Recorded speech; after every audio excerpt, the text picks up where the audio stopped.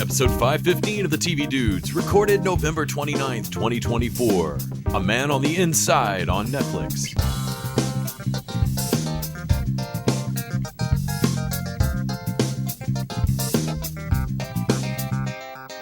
This week, we had planned to chat about Prime's new adaptation of James Patterson's Cross character, but we'll get to why we switched topics a little bit later in the TV Diaries. Yeah, because it's some propaganda bullshit. Okay, yes, basically, but we'll elaborate in the diaries later. For the main course, though, we switch gears and are talking about the new Michael Schur Netflix series, A Man on the Inside. Before we get to that, I'm Nick. And I'm Les. And we're the TV Dudes. And you know half an Amazon show and a Netflix series aren't all we watched. What's in them diaries, Nick? The Diaries of the Television Dudes. Brought to you by only the finest cocaine wine. Man, you are being generous when you say half of that fucking... Well, we each watched 2 episodes. So that's we 4. saw 2 of the same episodes. I think we got it. Well, we just watched... We did all the investigation normal cops would do. We just watched Lower Decks. Indeed. And What We Do in the Shadows, as they were the only one of some of the shows that didn't take a break off of from Thanksgiving. Right, weren't cowards to a holiday. I'll tell you what I'm thankful for, Les. I'm thankful for fucking Lower Decks and What We Do. In the Shadows, exactly, yes. The last season, so this episode for Lower Decks was the M-Class Planet.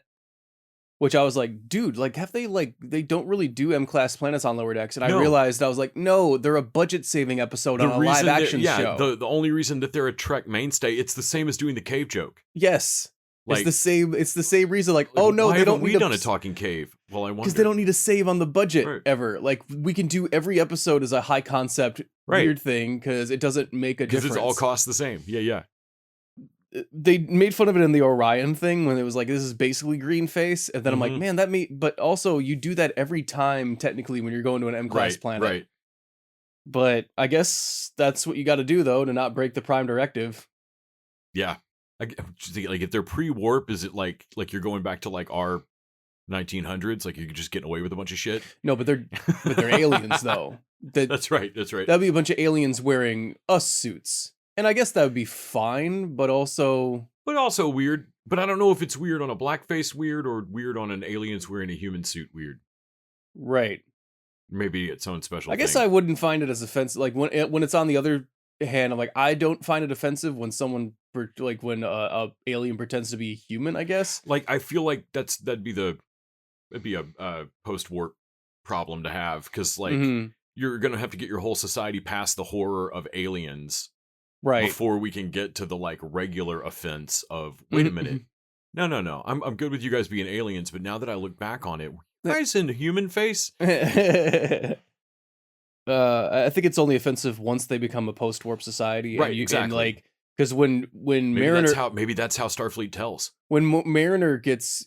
Yeah, like that. If you're offended by this, you're ready to join the crew. Man, like, baby. What if advancement in Starfleet is a protest-based thing? Because that's the thing of, like, you know, if you feel like you used to be a horrible person or you regret actions, you have to have grown far enough to regret something. Right. Or to feel bad about it. And, like, yeah, I wonder if Starfleet just watches post-warp societies of, like, well, they're protesting about this now, so they're ready.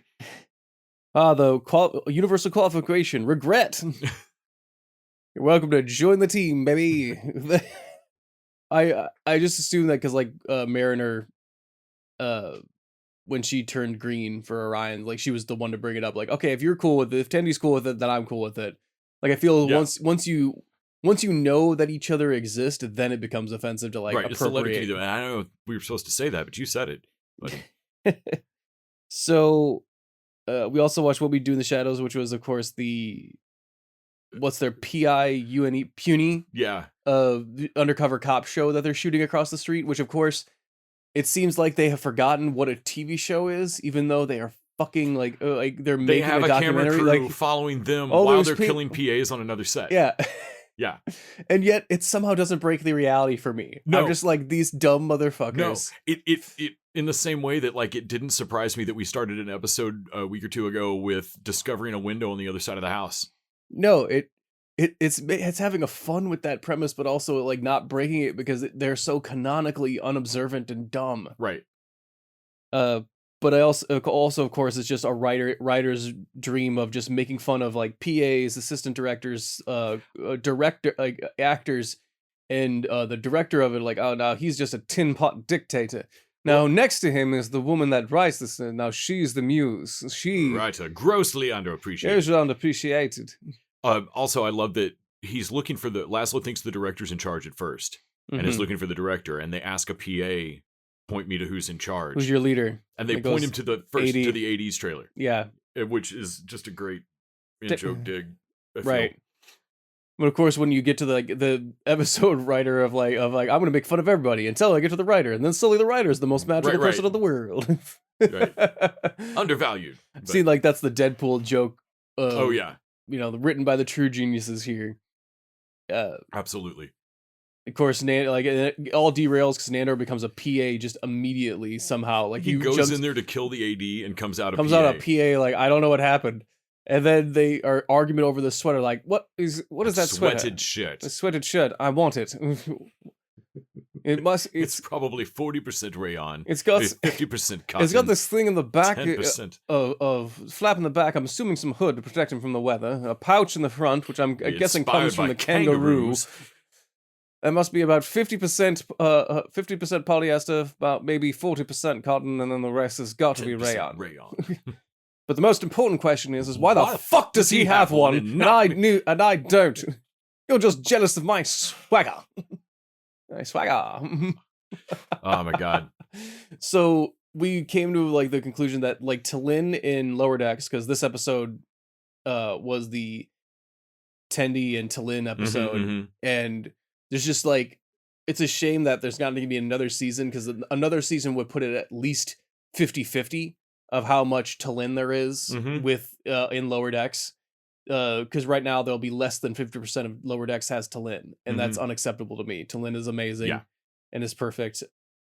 And T'Lyn is a joke that just keeps on giving of just like no, have her say something. Yeah. like it's No, funny. we went back and watched her introduction episode in season 2, where they get to. It's the only time where you really get to see her around Vulcans consistently, Mhm. and I love that she is still logical, but they think she's an emotional, batshit crazy person. Right, because she felt a feeling Like, one she's just time. hysterical. Like I want it. It is logical too. You Like yeah, it's just fucking great. I love T'Lyn so much. are not yourself. We have all noticed. Well, maybe they will notice that I do not care for their assessment. I'll let you gather the data on how many fucks I give. It's 0. Like that's basically like, oh god, the only Vulcan I've ever heard sarcastically go, "Live long and prosper." Live long and sir." prosper, sir. But that's the same episode that gives us the Klingon, avoid death and Avoid cower. death and cower. Fucking Vulcan pussies. Oh man, but I still stand by it that Lower Decks has another season in it. Yeah, and what we do in the shadows needs to wrap. right. No, I think they're what we do is wrapping perfectly at 6, and I think Lower Decks should have gone to 6. Mm-hmm. The community adage holds true. 6 seasons in a movie. Yeah. Like Mhm. give me 6 seasons, and then give me a Trek entry movie. Yes. Like if there's a Bob's Burgers movie and shit, I want I want it. a Lower Decks the motion picture. There's always like I think they stopped doing movies honestly with the But New they stuff, they but- really should. Tell me that Paramount shouldn't put out an hour and a half long and just do movie like you've ripped all the Trek shows. Now like go hard at Space Whales and well they need their trilogy because they did the first 2 Starfleet movies in their holodeck. right. And like complete the trilogy. And they need the in trilogy. The real world. Yeah. Yeah. Uh Bring in actors, do a second act like jumping through. Oh my god, Yeah. have them MCU style do a heist through several of the movies. oh yeah. And clip show the movies with an animated Lower Decks character like sneaking into the background. You never noticed this before, but But yeah, there's an animated character in the back of Wrath of Khan. they find Data's purple head. It's like, oh, it's a purple dimension, purple Enterprise. I wonder if the carpets match the hull. Purple Enterprise flew into a thing after fighting clones of Tasha Yore. I don't know. I lose I'm not track. keeping up. Well, and we didn't talk about also the Colin Robinson in What We Do in the Shadows. Oh shit, his B plot. Yeah. Of trying to reconnect with an old coworker from his office job who he actually seemed to like, whose girlfriend or wife, definitely is still in love with Colin Robinson. Absolutely. Yeah. But then separately from that, they go one step further and like they're keeping their marriage alive by propositioning people to fuck her, it seems like. But separately from all that, I'm gonna have to go back and watch the whole regeneration. Like, oh yeah, I died and came back as a baby. I want to see he seriously doesn't feed anymore. No, I think honestly, whatever writing crew, they've stopped writing that in as a bit. Right. I feel like the actor would like still nervous to do it sometime. Right. I think that, and they're not wrong. It took me for you telling me to notice it. And I was like, oh yeah, I guess but. Man, in season 1, he's always in the background like. But I guess that's a thing that you don't have to do. I would still say you have to do it every once in a while, just to remind people that he does it. But But I'm wondering if I missed just like a single line of dialogue where they explain that he doesn't have to feed much as a newborn. Well, overdoing it, I can see in the first couple seasons, you got to do it a bunch to establish his power. But then later, okay, well, we get the gag, but yeah, but now he's boring people and not feeding on them. Is he just Colin Robinson's whole personality to me is he has to be boring it's a strategic move in order to suck people's energy. And now it feels like he's just boring cuz. Right. But he's not doing it to feed. So what's he doing? I kind of thought his boring personality was a side effect of him being an energy vampire. Right, because he's just always trying to work it. Yeah. But no, it seems like it's not. Well, we have met other energy vampires that aren't like Colin Robinson as well. Well, we met the college kid that just explains different CBD and weed terpenes and shit. That still gets it though. That still gets it done. Yeah, that was hilarious. Yeah, I finished off Arcane, which I guess I'll just save it for a later one when we're both cut up on it. Yeah, because I still haven't watched the last two. Last three. Last three. Yeah. Pretty good. I would definitely say it is definitely the season that, there's at least 3 seasons worth of content. Everything wrong with it so far isn't so much wrong, it's just you can feel the time crunch. Right. And to their credit, they don't introduce any new characters or I think they introduced one new concept. But most of the stuff is just bedding down what they brought up season 1, because they don't have any new character is dead the first episode they bring up or whatever, some of the underground crime people. Yeah. Because no, man, we got enough going on with everybody else. We got to finish off arcs and stuff. I think maybe with more time, they might be able to bring me around on Jinx and a little bit better. But the time, the only thing not working for me in the new drops have been that I don't like Jinx as much as they kind of need me to. Jinx has to be so less crazy than she was on the final episode of season 1 to get this started that they have to do a time jump. She has to have a kid sidekick or whatever. And she basically it even shows that she doesn't have much of those visions anymore. Yeah. There's you haven't seen the episode where they do the alt timeline thing. No, huh? But that shows but in Echo's mind, it's a paradise. Right. You're telling me a little bit about this. Where they never fixed this and this and this, and Echo's but all they're doing is all they're doing is the fish aren't quite taken to they're not just, not that it's not working, they're not reproducing fast enough. Right. It won't meet production quota on but they fixed the river. The river is not, fish live in the river now. Right. And and you literally couldn't jump in that fucking shit. And Echo was that is a miracle, and y'all are bitching about salmon not living in it.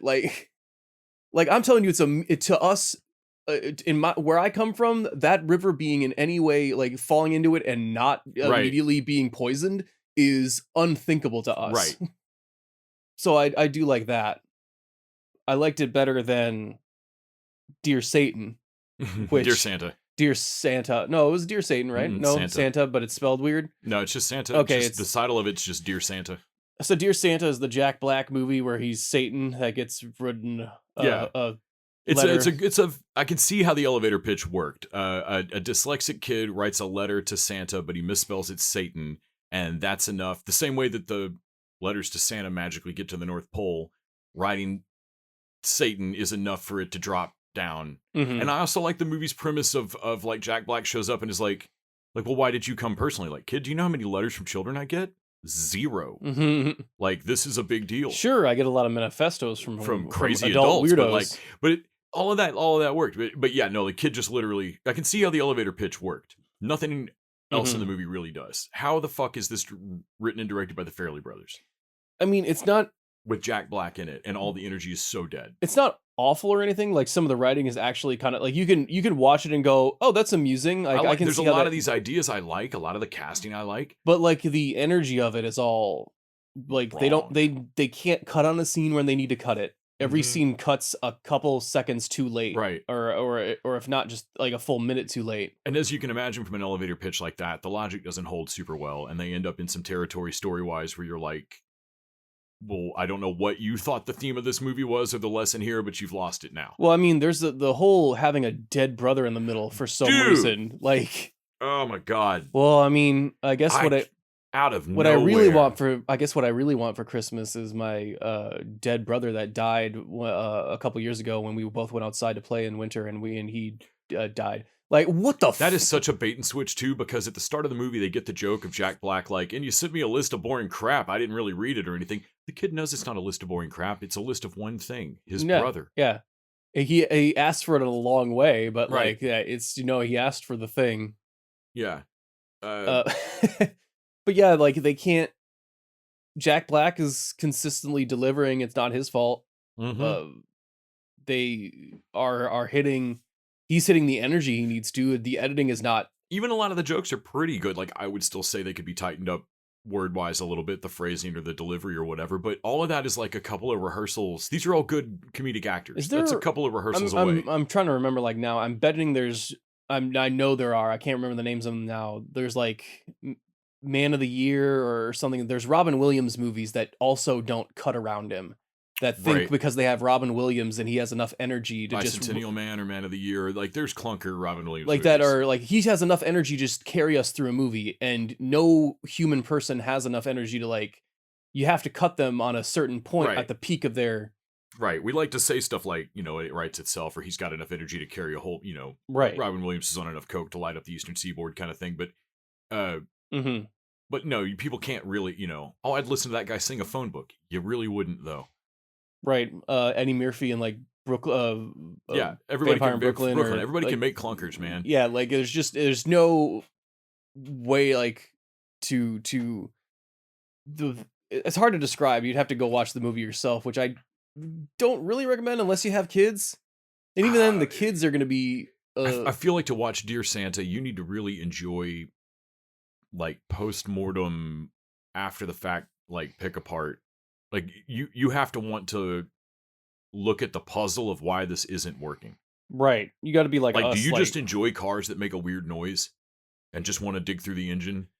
Like, but for movies, because that's the only reason I can think to watch this is to Well- know that pros made this, Farrelly brothers made this. You want to dig through an It engine doesn't on work. a movie or a franchise? You should watch the franchise, Right. because I finally watched the last episode of Yeah, that. we tore and through just, all of that. and you had just like for not any other like not any reason, you just hadn't gotten to it, but like no, I haven't watched the franchise yet. I think you said I keep forgetting it's on because it's on Yeah. Max. Like Yeah. And so I restarted it and tore through it. Like we watched all of that in a row. mhm. And finished out the finale of it, I think. Yeah, the finale where they have to announce at Comic-Con or Yeah. whatever, and they like, oh man, our movie might get pulled. So like, okay, so your movie's getting pulled forward. Okay, Sorry, that's a weird phrasing. like You're no right. one fucking says it like that. that. Why would you do that, Pat? God damn it! But they have to make a whole pitch on changing the movie. Sparks will fly. Sparks will fly. They have to make a whole pitch on changing the first act, and it made me and you go, how much of this movie have they shot? Right. Like no, I mean, I'm sure this is a slick pitch that you have to restructure this thing, but Because like I guess for technically real. every episode we only see one scene, if that, get shot. Right, but it seems like they've shot quite a bit of it. I felt like they did. Right. I mean, I don't have anything to base that off other than just feeling like this has been going on for a while. Right. Well, we're in like day 100 of 300 or some shit. Like we've at least shot a third of this movie, I think. Right. Like I'd have to go back and look, but I mean, I don't know how inefficient this production has been, but I it's feel nuts. like but I most mean, of this fairly movie should be inefficient done. because Jesus, they eliminate the Moss Men. Yeah, there's been a genocide. So we need a sweetener from Centurios too. Wait, a genocide's a sweetener? Yeah. Yeah. Gotta get some story posts to get through some chutney to get through the third act hump. Like just some like Pat starts off as a just diarrhea mouth like producer, but he's kind of like a regular person. But- By the end episode, he is a cartoon. No, when he's going character. through the craft services, just eating random shit, and he's like, "No, I actually don't have any taste." Yeah, I don't actually have taste. Oh man, so I killed the vibe. You know, I can come into any creative situation and just kill the vibe. That's my superpower. Mood killer. That's what they call me. Dude, are you just swallowing gum? Yeah. I'm sorry. Not chewing it. Not like he's got a piece of chewing gum and he always swallows. He's standing there with a handful of hard gum candy, like gum pieces, just throwing them in his mouth. Just one after another. Man, are you just eating gum? Yeah, it's something I do when I'm nervous. Well, what does that do to your bath? Oh, it never comes out. That's the fun Like, part. so does it just come out as one giant smooth egg, white egg? Oh no, it never comes No, out. no, it's come out. That's the beauty of it. That and him yelling "Sparks will fly" a million times in the post credits wow. of that episode. Man, Pat is the secret sauce of that whole show. He's fucking great. Oh my lord. Yeah, the franchise on Max is worth watching.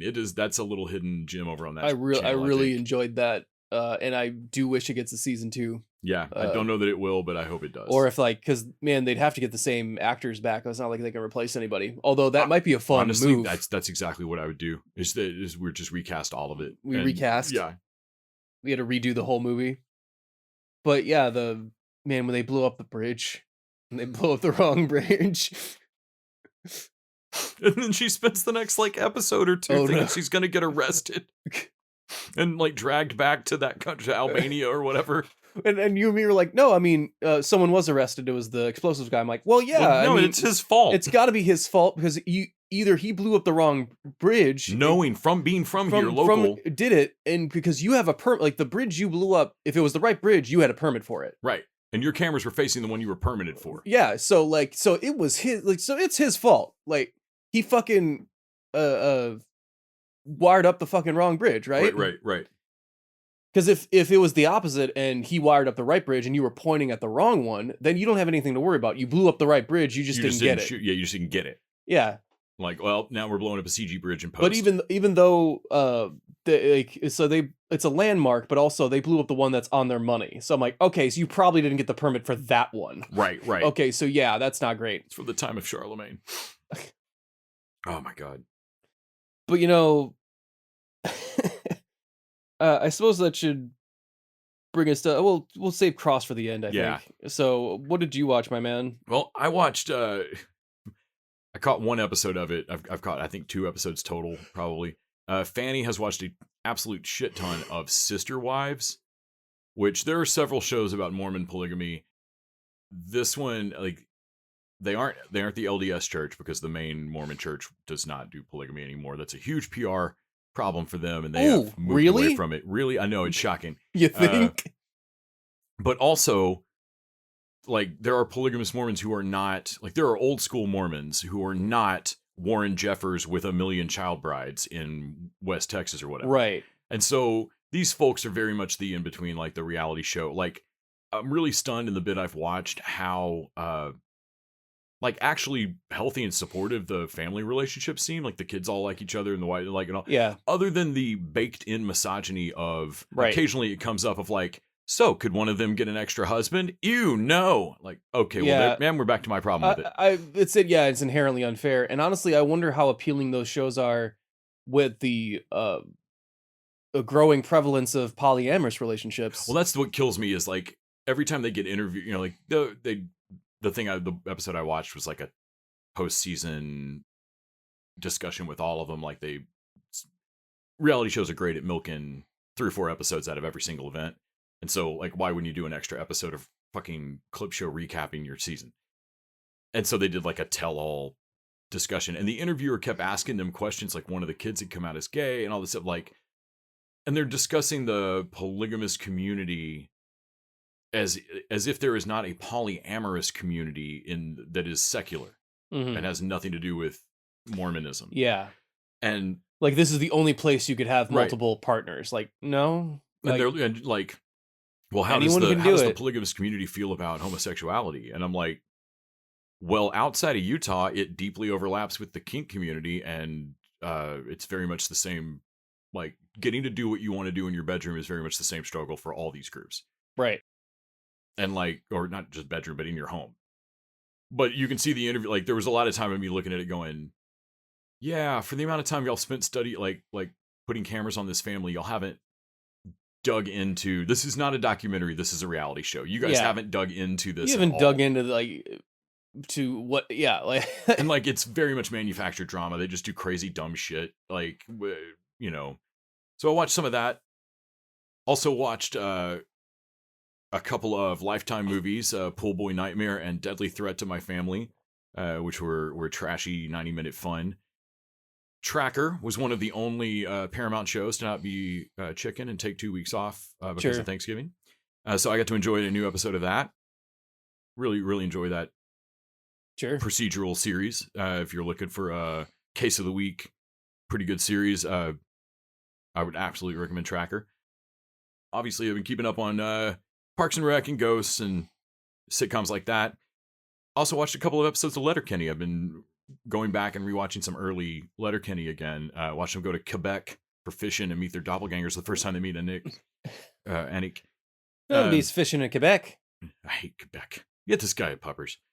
And yeah, I've enjoyed getting to go back and watch some Letterkenny. I really hated that last season, so this has been fun watching some of the early ones again.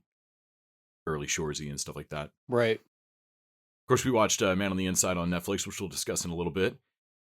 And then a movie that I actually watched a week ago, but I didn't discuss last week, that I think ties into Man on the Inside a little bit. I watched Thelma, which I remembered this being in theaters. June Squibb, who's an actress in her, I believe, mid-70s.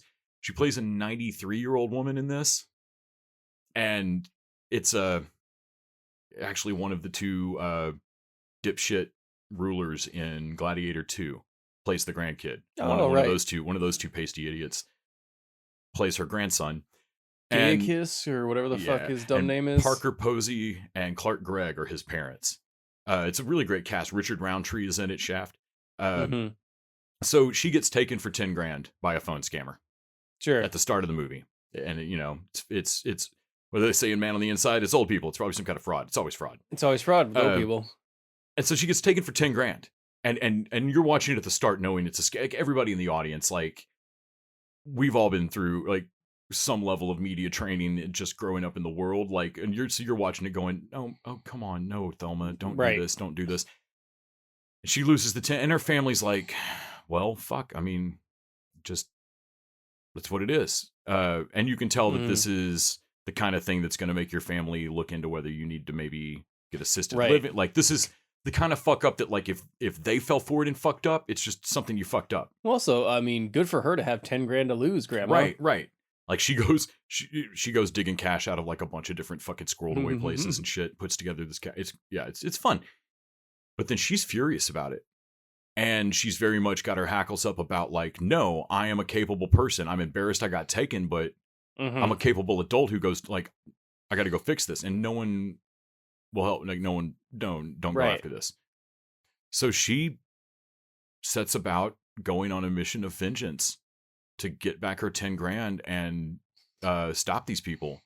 And like, step one, what if there was no beekeeper? Right. And the woman had to take care of it herself. And so she, like, step one is she has to go, like, to find, she's trying to find somebody that can give her a ride. And eventually she has to go get Richard Roundtree because he has a nice scooter. And she steals his scooter. And then she goes to a friend's house who she knows has a pistol. and she steals her pistol. Oh my god. And then she's on her way to fucking wreck this shit. Oh my god, that feels less like the scooter felt madcap and wacky, and then suddenly like a gun. She's got the seems gun. like, Yeah. oh my god. Oh yeah, it goes off in the house before she can even get it stolen. She drops it and puts it. Oh. Yeah, it's the whole movie's nuts. Like all of her action sequences are like sitting down on a bed, laying on her back, rolling her legs over, sitting up, and getting up off the other side of the bed so that she can get through the room. Like dun dun dun dun dun dun dun. The whole reason that she feels like she can do this is at the start of the movie, her grandson's showing her one of the Mission Impossible movies. And like you're watching Tom Cruise do his weird run, like cross rooftops and shit. And he's like, no, he does it all. There's no stuntman. He's doing it all himself. And she's like, that old man is doing all those stunts. Dude's And like, yeah, he's like 55 55 years old. Yeah, and he's like, and so I love that for the whole movie, her inspiration for why she can do this is that Tom Cruise is an old man Mm-hmm. and he can do his stunts. And like Tom Cruise would fucking hate this. Right, Somewhere in the right, world right. right now, Tom Cruise hates this movie. How I dare you. promise. I fucking loved. Like, it is really fun. I really enjoyed watching Thelma. Absolutely worth checking out, and it weirdly fit into similar themes as Man on the Inside. It gets the same, like, you're having fun, you're laughing. It's a silly kind of action-y movie, and then also kind of hits you in the feels out of nowhere because, like, oh Sure. shit, mortality. Oh shit. I'm going to die. Yeah, that's about. So I think that's about all I watched. All right. Well, I guess So the last thing to talk about, before we the transition, thing we were going to talk Yeah. about, before we go into the man on the inside, let's go to the man on the outside right? of our hearts this week, because So the Along Came a Spider movie and Kiss the Girls with Morgan Freeman, that's Alex Cross. Mhm. Those are cool. I Yeah. dug those. I mean, they're 7 light, but still. and I know there's a bunch of other movies that are half-hearted adaptations of an Alice Cross novel Right, that just right. don't have the name. Right. And I, You know? I really hated, I just don't like Tyler Perry, but the Alex Cross movie I thought was crappy. I don't think I Uh, even watched that one. I don't know that I made it all the way through, but he was wrong for the character. Like, he seems like a weatherman or something. Whatever. Right. Medea can't play Alex Cross. But when they said Aldous Hodge was going to be it, I was like, good for him, man. Here's his Reacher. Yeah. Like, this is going to, what good casting. You found something to do after Leverage. Right. That's great. Like, well, because I'm sorry, but Hawkman's not going anywhere. Like, that's right, Black he was Adam did not. Hawkman. Yeah. Like, you were part of the Well, movie. to your point, I forgot he was Right, Hawkman. But it changed the paradigm of DC movies forever, Nick. Ugh. So yeah, he's got to find something to do. That's not happening. And I was like, this is good casting. And then I watched the first 2 episodes, and while there are things that I like, there's a couple of moments that I'm grudgingly like, okay, I like the female police commissioner or whatever that's just really clear about what she needs done here. Yeah. Like some of that's cool. But then I think the breaking point, there's a dinner party scene where police detective Alex Cross, who's a year into grieving the death of his wife, and we've heard from multiple people in his life, has done no therapy, grieving, nothing. Right. Nothing moving forward. Gets just low grade, basically fair conversation to have challenged about. But who do people scared of the cops call when Well, they he need has a a cop? Dinner with a family. I'm assuming immediate His girlfriend family and a bunch of friends. Yeah, and, he's like, dating someone somehow. Yeah, so like he's got a girlfriend there and the or at least friend. I'm not sure if he's actually dating her or not. Yeah. Honestly, I realized I had watched all the way You watched this like twice. I was halfway through episode 3 and I realized I didn't know what was going on. Not because the plot was complex, but because honestly I had to do a lot of work in the last 2 weeks, so this was a good show to put that on because it was just not holding my attention. Yeah. So I got a lot. On the plus side, I got a lot of work done. On the negative side, I can't fucking understand. I can't hold my interest even watching. Just even without working, I was thinking about other stuff. Eventually, just mind drifting off because it just was not holding my attention. The propaganda part of it is not the worst sin of this show, shockingly, because it's Right. kind of pretty bad. No, the by the numbers boring as fuckness of it. Because I realized like James Patterson kind of sucks, man. I don't remember what is happening. The serial killer we're following that's trying to like trick Cross. I'm like, is that the same one that that killed his girlfriend? Is that fucking with him, or is that a different person? Right. And I'm not being facetious. I don't know. And that guy's got somebody he works with, but we don't know what that relationship So, is. And there's another- that's almost jokey comical. There's another serial killer dude that works for him, so he's like a serial killer for like hire. I don't know. But then separately, Cross is just a hard character to fucking like. Well, he's not. So they have one scene so far, and again, we should mention we have not. I've watched 3 episodes. I had to watch them twice because I realized I had just not fucking paid attention, or absorbed anything. Like I watched 2 and realized that I had another like 2 days had gone by without feeling like I needed to watch the third one. And like, yeah. So, and they have one scene in the beginning where they show him talk to a boilerplate racist dude. Like, it almost in a way of like, oh, we're supposed to forgive the baked-in institutional racism that the police department's about to display because at least they're not that guy. Right. Is that why he's here? Because it's very basic, and then he gets under the skin of a other black cop because he says some racist stuff. Mm-hmm. And it's like that cop has never heard a racist thing in his life. Right. He And I was been like- a cop very long, man. And then Alex Cross comes in, and he's so smart because he tricks this racist yokel Right. into admitting, Oh no, you fall for that every time because my dick's bigger than yours. Like he makes a weird black dick joke. which is funny, but also doesn't really display how smart he is. He's No. just smarter than this dipshit, which doesn't take a lot. And really, his only prowess, it seems to me, is that he's the only cop that seems to want to put any effort into his job. Mm-hmm. Because he's like doesn't want to close the case on a death because he's like, well, it might have been murder, and I don't want to like. It's like, no, I told you have 2 options: it's suicide or accident. Now fucking pick one. Right. And that's like, geez, that is. So it's weird how the show has a mixed message. And what I think they're trying to say is that cops are good. It sure is a problem that these upper people are making them be racist. Yeah. Yeah, or that optics and pressure Make them make shortcut Yeah, choices. not that a bunch of racists work for police Right. department or like because they keep showing black cops that are helping her, basically like, oh, we're there to be black behind her, and Yeah. because he makes a great argument about and again, it's not genius level stuff; it is basic common sense. The guy OD'd on meth. Mm-hmm. He wasn't a drug addict before, but he was depressed, and he was depressed. He was depressive, and I think he contemplated suicide. Again, I have a hard time keeping up, but they mentioned like, well, you don't know everything about people. He could have been a secret drug dealer or whatever, and everyone in his life is telling the cops, no, I'm telling you, guy, that guy didn't do Dude drugs. was clean. He was clean. I don't know how.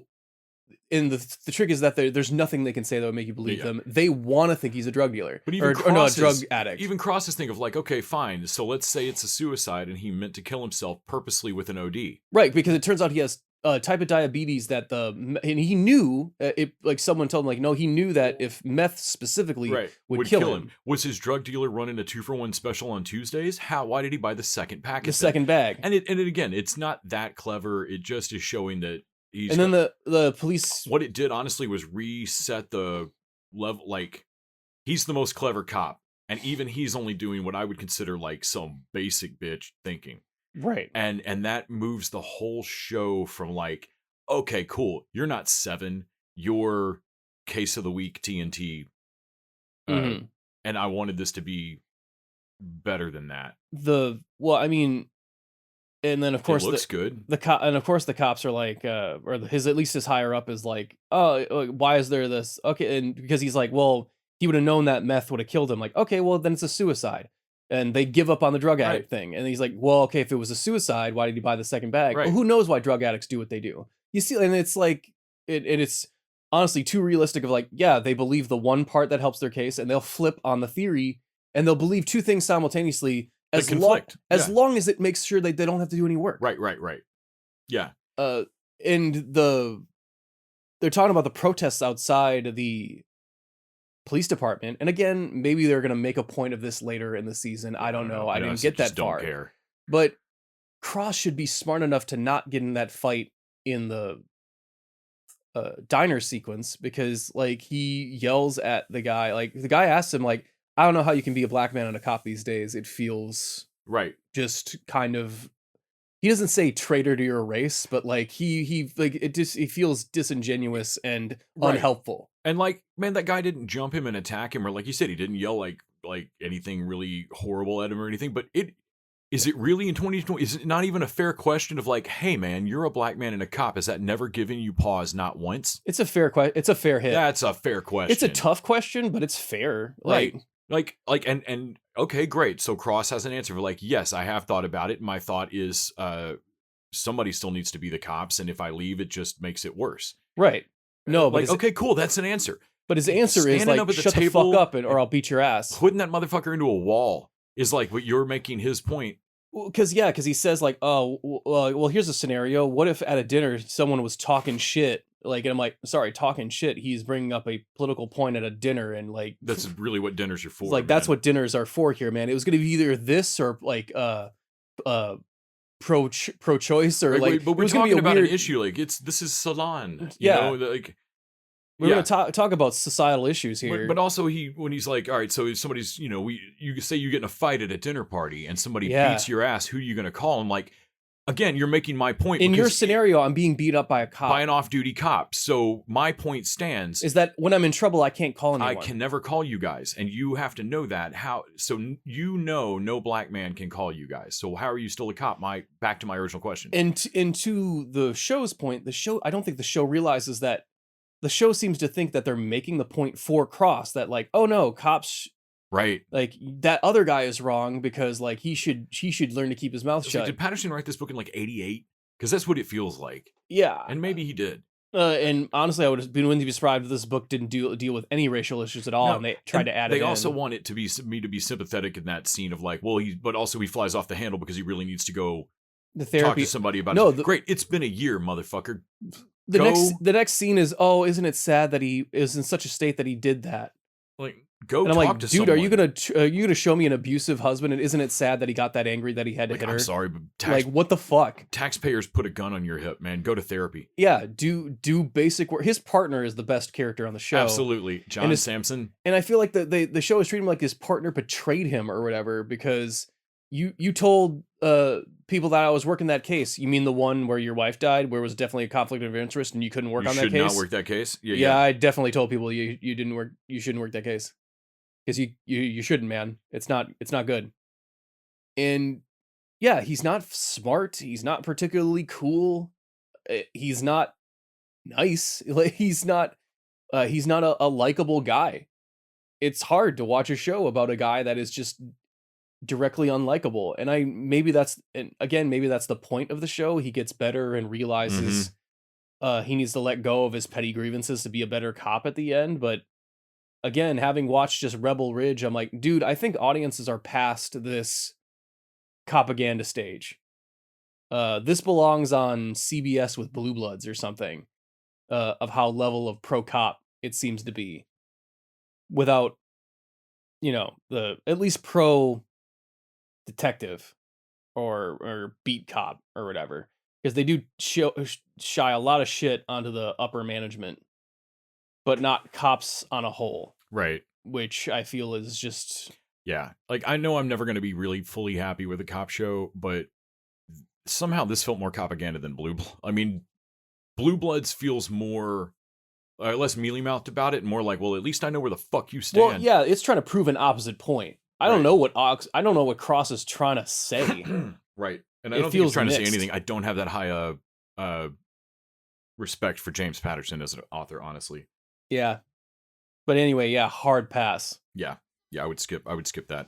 If you see this, like, if you want a dad rock cop show, just watch Reacher instead. Mm-hmm. If you see Alex cross the street, swerve, baby. Don't this shit make a nigga wanna The Mac Daddy make ya a Daddy Mac gon' make ya. Now feels like a good time to mention that if you haven't joined us over at patreon.com/tvdudes, you can throw down $1 an episode and get bonus content each week. This week we're going to take another dish off the Oliver platter. Oh my goodness. So head over and see what movie we pick. Oh, we not picked it yet? Well, my vote is for Three Musketeers. Yeah, I know Nick's voting Three Musketeers. I will always vote for Three Musketeers. I'm voting Imposters. which Nick has not seen. Okay. So yeah, we'll jump over to Patreon and patreon.com/TV Dudes and see what we chose from the Oliver Platter, which again, it's a platter full of Oliver Platt movies. I think, yeah, I get it. You got it? Okay. Yeah, it's very clever. Well, in that case, let's talk about Man on the Inside. Investigative assistant. This necklace, my client's family heirloom, has gone missing at Pacific View Retirement Community. You would pretend to be a new resident. You're interested in a tour? We are, and be my source. A man on the inside. I'm in. Got your phone? Camera glasses? Recorder? Are you just tapping different parts of your body? Yes, I left everything in my room. I'm just so excited. I'll be right back. Your first job is to lay low, meet people, start compiling a list of suspects. Hello, hello, hello. Get out of my room, weirdo. I don't do yoga. I'm naturally flexible. I don't want any. Don't want any what? Eat it. Bless me, Father, for I have sinned. I had impure thoughts about Pedro Pascal again. A few bumps in the road today, if I'm being honest. Oh, speaking of just like very, very clever, but like maybe not out and right hilarious, which is gonna be. I know I'm gonna sound like I'm giving this show backhanded compliments throughout this whole thing. But Man on the Inside, the Ted Danson undercover op at a nursing home, or undercover professor working for the cops at a retirement home, is the right level of baseline amusing and fun and heartwarming without it being intense or like an intensive watch. Like there's no, it's not The Good Place or Brooklyn Nine-Nine, so it's not as funny as those, but it has the same heart, and I think is a fun overall easy watch. Like it's a comfort food. You can watch this with your parents. Absolutely. Show, and I think that is there's absolutely room in the universe for that, and the right moment in time, I think, for it to drop. Right. Like yes. if I not if you've been looking, I know everybody listening to this, everybody in America needs that fucking moment right now, and here you go. Man on the Inside's adorable. So the premise of it, Man on the Inside is an American comedy television series. Wikipedia is so fucking weird. Created by Michael Schur and starring Ted Danson as a retiree turned amateur private investigator. It is based on, I don't know how to say their name, Mate Alberti, who made Mate Alberti's 2020 documentary, The Mole Agent. The series premiered on November 21st, 2020. So this is based on a documentary, which makes me think that this really, at least parts of this happened. That's hilarious. So Ted Danson is Charles Neuendijk, a widower and retired engineering college professor, who his daughter tells him he needs to find a hobby. So he takes a job as an investigative assistant to a private detective. So they're not really cops. She's a PI. Oh, his name is New Dick. Yeah, Neuendijk. Yeah. But he's the new private detective. Yep. New Dick. Oh, that's good. He goes undercover at Pacific View Retirement Community in San Francisco to find a missing ruby necklace. Mary Elizabeth Ellis, waitress from Always Sunny, is Emily Neuendijk, Charles's daughter, who lives in Sacramento. Then we've got Lila Rich Creek Estrada, who is Julie Kovalenko, the PI that hires Charles. Stephanie Beatrice is Dee Dee, the managing director of the retirement community. And then Sally Struthers is Virginia, the horn dog resident that is after Charles the whole time.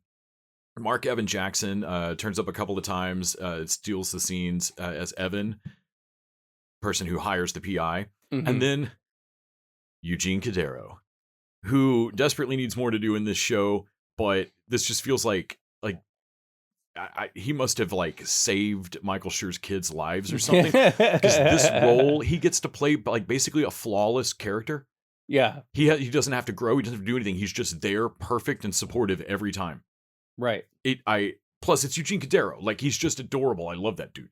But he plays Joel, Emily's husband, Charles's son-in-law. So this was not as like Netflix kept showing me the ad for it, but I didn't know what the fuck this was about.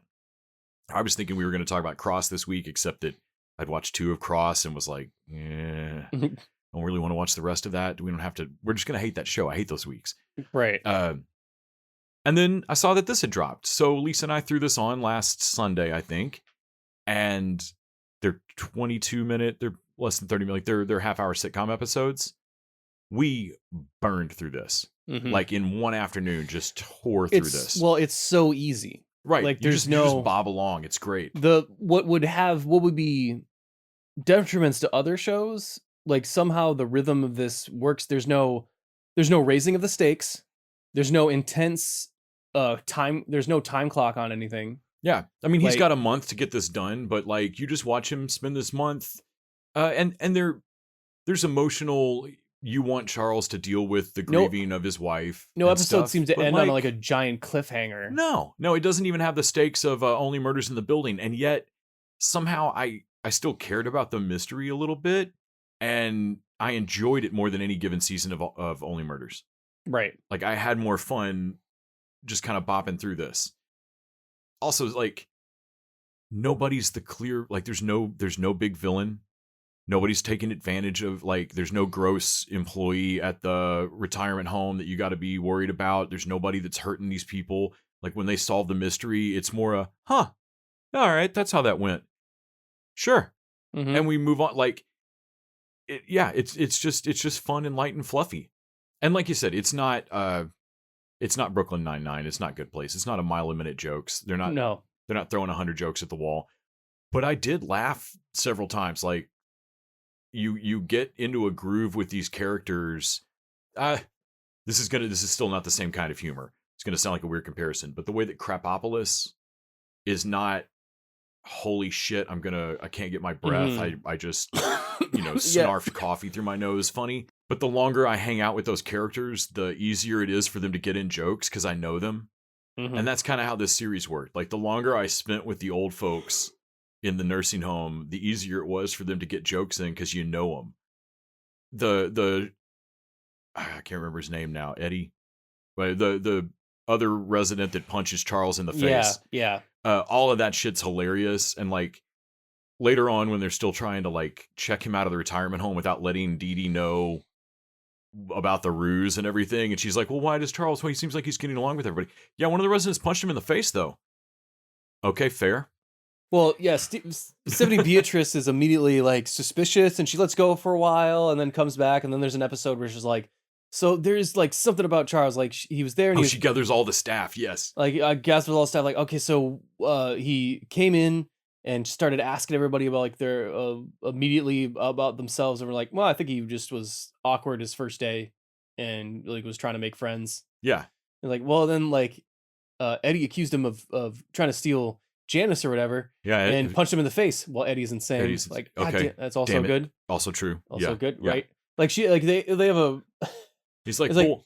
He also wanted to know everything about going on. Like old people are gossips. That is Yeah. all. Yeah, and like everything she brought up had a just a reasonable. You know, we run a gossip mill here. or even Yeah, fuck. even if all the other staff are like, dude, look, even if you're right, what is the angle here? What could possibly be? I think that's where they're like, I don't know. It's probably some kind of fraud. I mean, they're old. It's usually fraud, but you're right. I don't know. like they don't know. Like, no, what's the angle of him pretending to be Right. like why it? I also like the cold-blooded PI. Like they can have her be just basically a robot person because she doesn't have to interact that often, so they can just stay on that joke. I really enjoyed this. It looks like, I hope they get a season 2 because they definitely leave it open. I like the way it ends. Has like a couple of months have gone by, Yeah, and the little moment between the PI and her assistant of like, well, no, we can't take that case because I would need somebody you know who old, we and call who though. could we even get? Well, you know who we could call. Oh no, No, but it wouldn't even work. But damn it, I thought I'd have an excuse by the end of that sentence. yeah. I Also, Ted Danson is very charming. how did you put it? If a podcast took human form. Yes. I think that's a someone calls him that in the thing. I'm like, man, I think if Ted When Danson they're were asking to, all the residents what they think of him. it's like if a podcast were a suit. That's what it is. Yeah. And he's very charming. He's really into architecture. Keeps talking about this bridge. He has a beautiful friendship with his bestie in the home. I forget what his name is. Yeah, from Civil War. Right. Calbert. It's not a name. Calbert. That's what I can remember. It's like It's not a name. it's not a name though. Like you might as well just have named yourself. My parents were indecisive. Right. Like Are you Calvin or Albert? Calbert. Calbert. Fucking. And so that is like they teach each other how to live. Like it's all it's all treated like other shows would be like trite and heavy-handed, but he learns things along the way, and he finally gets to mourn his wife who is who recently died. Well, and there's who had dementia. He made Yeah. that promise.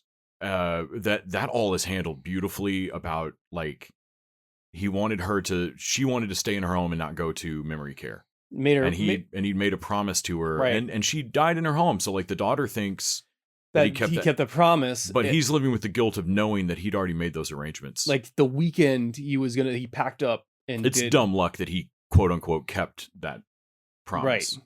Yeah. like because she was weird of like, that's right. She thought it was weird, like, mom died and you like packed up all her stuff the next day. I really thought that worked well. Yeah, because like she gives him a little bit of shit of like, no, Dad, it's a little psychotic. Like you had all his Yeah. shit packed up like hermetically sealed in plastic, like identical Yeah. plastic boxes. Well, now we know that the memory care No. place sent 2 guys Yeah, with those boxes ready. because it got to the point of it's like, no, it got to the point of being just unsafe. Like, Yeah, the nurses were like, she can't be here. It's unsafe. You can't handle it. she's Nobody gonna. can handle it. Well, I mean, you're gonna you don't think about it, but like facilities like that. I mean, obviously they're not like you There's don't lots of little things that are different than a normal person's house to keep you safe. Well, Yeah. there's like they feed them because they don't have their own ovens or whatever because you Right. can't let them keep the gas on. But Like, also in an hour they won't know if they ate. They may not know if they ate lunch or not. right. So like, I've known somebody who right before they went into memory care that had made themselves like a half dozen sandwiches in a row, but had not eaten any of the sandwiches, Mhm. but just wasn't clocking that's not someone else's sandwich. That's a sandwich you made a Mhm. few minutes ago for you, Right. but like just kept doing Couldn't it. couldn't get it. So Yeah. yeah. So there's a point where like he can't keep that promise, and I think the daughter was very understanding at the point of like, man, the woman you made that promise to is Was just gone. fucking gone. Yeah. Uh, Yeah. Also, the daughter has so they go on like a road trip at one point together, driving from Sacramento to San Francisco, and it doesn't go well. Like the dad's not good at talking about this stuff, and neither is she. Mm-hmm. But they have a moment in that car trip of you say you want a different relationship, and I do too, but I don't know what that looks like. And she's like, Dad, I don't either, but I think it's one of those things you kind of know when you're there. And then after they work through like packing and unpacking mom's stuff and Conversation everything, in the having that garage. conversation, Yeah. there's a great line that's just dead simple where she's like, hey Dad, when you said what would that relationship look like today is it. Right. And there's so many moments that I chuckled makes it sound like a backhanded compliment. Like I got some laughs on some of the episodes. It's cute, it's sweet, you enjoy hanging out with it. Right. But then when they land the gut punch emotional moments, it's Mike Schur, and he can fucking land a good place Right. bench moment. The day that he spends with his friend, when and Charles knows that he's moving out and going to Yeah, reveal it's this gonna be ruse, his last day. and like, What are we even doing at the baseball? Like, I don't like baseball. well, man, I can go see things I like on my day. Like, fuck that, you. That was there's a lot of really fun. Also, Charles, shut up. You're a really terrible tour guide. like there's when it lands, we're in the room got real dusty, real fucking quick watching this show several times. Like I kept looking over at Lisa, and we're both like, shut up. It's So- stupid fucking. Well, I mean, sitcom. even the final mystery is again not malicious in any way. It's just kind of and when it sad. dawns on him that like, oh, no one's been noticing this because how we react to decline in mental faculties when you're living here, and all of that's your path. Like, Right. like she's just further down the path than you. You either die here first, or you go to memory care and die there. And I feel like if I'm 46, my mom is 72. My grandparents both died of Parkinson's or Alzheimer's complications. Like, I'm deeply scared that I have onset memory Sure. dementia problems, both in the pipeline for me, but in the pipeline for my mom. Like, I remember the change in my grandmother's personality, and like, you know, not that my grandmother was like sweetness and delight and Pollyanna her entire life, but like, she'd never been mean quite like she was when the dementia started kicking in. Like, people get it's Mhm. fucking shitty and hard. And I think if you have ever dealt with that in your own life, or seen a loved one go through that, or if you've ever had to even think for a moment about that coming, or how you might care for a loved one, that this show's probably gonna punch you square in the fucking feels. Get ready to like have several chuckles, and then get a couple of tears knocked out your face. And that said, I would still absolutely recommend watching this. Like, don't avoid that feeling. I thought this was adorable. Yeah, I feel like it's just a straightforward, honest conversation of the subject matter Mm-hmm. that doesn't feel downer and depressing somehow, even though it deals with some heavy stuff. It just feels very real and not saccharine and not trying to oversweeten it. I can't stress enough how much the relationship between the daughter and the son-in-law, like Eugene Cadero and Mary Elizabeth Ellis, their marriage is great. Their kids are so fucking stupid. Oh my god, their kids are dumb. They have 3 teenage boys that are the dumbest people on the planet. At first, I just thought they were just teenage boys, kind of dumb, like because they are they okay? They what is it? They break their arms or whatever because they made a trampoline trying to sink a shot. Like one of them breaks his arm, one of them falls into him and breaks his leg, and then they both fell into the third one and broke his wrist or something. Like, yeah, they're all 3 hurt. Right. Like it was a one fucking incident. It's a Three Stooges level thing. I'm like, Right. okay, so that's Keystone Cops. Like, and they all they finish sentences, but the sentences themselves are dumb. well, they show them in another scene where it's like, come on, and they all get something. Don't shoot the shooter. Deeply Do you mean wrong. don't shoot the messenger. Hey, like, shooter's got to shoot. Hey, shooter's gonna shoot. Like, lock it up, bud. Yeah. Like, no, don't blow that up. Just like her look on her face, like, oh yeah, you realize that your kids are gonna like. Hopefully they'll find some good union gigs. But yeah, like when they're standing there, like, so they're never going to be able to care for us. Oh God, we're going to die out in the streets, Like- aren't we? Like every time it Hopefully- cuts to her and Eugene Cadero of like, so we just totally fucked up as parents, didn't we? Yes. Maybe they'll Yes, find some no. work in construction or something. I don't know. Like, But like, oh yeah, no, we dropped that ball. I don't know how to get it back, but yeah, we fucked this up. just- but no, it comes to the like, no, are they okay? Like, so can we just leave? Cadero's like, so what's the deal with leaving kids at a fire station? People do that. Is there an age limit? What's the cutoff there? Like, that's great. Yeah, But you're right. They get to have and not overly performatively perfect. Like it's not saccharine. It just feels like the relationship anyone would want to have. Mhm. Like, and she's exactly like her dad. She does some of the same ticks that Danson does when he's like, "Get it together, Newendike," and like Right. she does that in the kitchen too. God damn. It's like there's lots of little moments of like, no, it's not over the top. You're just both not good at emotional conversations. And like maybe your mom was the one that handled that. Like the way Eugene Cadero seems a little bit better at it than she does. Mm-hmm. Because like every time she's like, well, I just don't understand why my dad would do that. And like, Did you Well- tell him to get a hobby? right. Or like Didn't you tell him to make friends? like she's like he mails her news articles he thinks are interesting, and she's like, I don't know why he does this. I hate this. And Eugene Cadero's like, okay, I realize it's annoying, but you see that this is just a phenomenally inept way for him to try to connect, right? Right. And she's like, I guess. But like he gets it. It's just like, Mm-hmm. no, honey, I mean, I can see it from outside, like from literally from outside the relationship, it's clear as day. That's just a sad man's way of trying to start a conversation with you. But yeah, I enjoyed this, and it really wasn't on my radar other than Netflix just like blasting me with it. It feels like Mike Schur had this or someone in his family or knew someone Went through this, which man. with Yeah. like that had like it felt like a kind of connected story. Also, this feels like a thank you for hey, like Ted Danson, like, hey man, thanks for Right. taking that basically a sub like where you weren't the main star in My Good Place show. I know Like, supposedly Mr. Mayor was like written specifically to give like yeah, Danson something to like, no, we love you, and I'm sorry Good Place is ending. right. This even more so feels like the the love letter, like, hey, buddy, thank you for all the years of hard work. Yeah, Stephanie Beatrice, let me give you a role that doesn't just showcase that you're mean or whatever. No, like, she's the sweetest. like, show She's- your and sweeter. You think some shoe's going to drop early on, and somebody's going to be the villain Mhm. here. No, it's not Better Call This Saul. isn't a show with villains. Yeah, like, no, like Kim isn't putting together a class action suit against Dee Dee here. Like this isn't Better Call Saul with Coastal Verde. even or like you said, whatever. Eugene Cadero gets to be like the perfect human. Yeah, And honestly, I'm like, well, Mike Schur, give him his own show at some point. Like, I hope so. Man, God, I love that dude. I don't.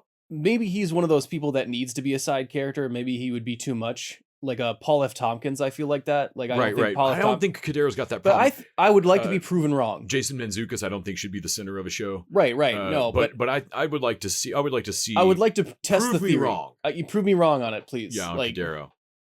Yeah, because I really enjoyed this. Go over to Netflix and check this out. It's got a bright orange picture. You can't miss it. so seniors can see it better. Yes.